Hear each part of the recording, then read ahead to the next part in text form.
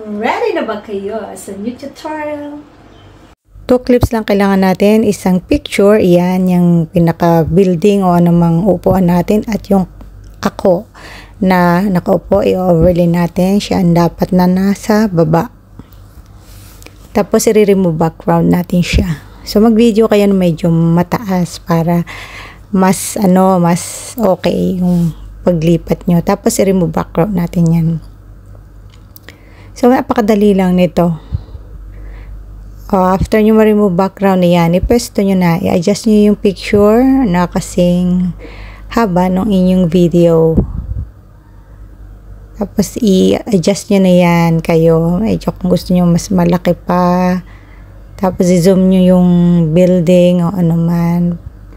At yung kayo, yan, i-adjust nyo lang yung tamang mukhang nakaupo talaga. Kasi ang pangit tingnan pag yung parang awang, yung hindi halatang lapat yung pinaka-wet packs natin. So, yan. Si Bebang naghihintay ng mga kakabanding. Kaya umupo muna dyan para mas marami siyang matatanaw.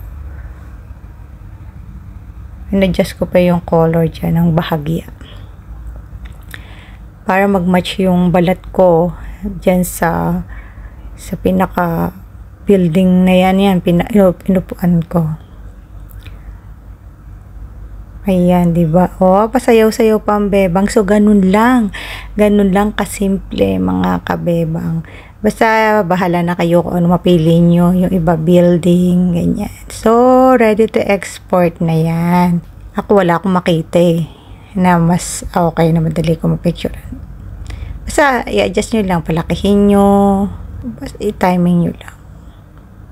Kasi yung pangit pag yung awang dapat nakadikit yung puwet. Kaya pag nag-video kayo ng sarili nyo, yung mataas yung pwesto na nakatingala ang camera nyo. So, yung hangin lang.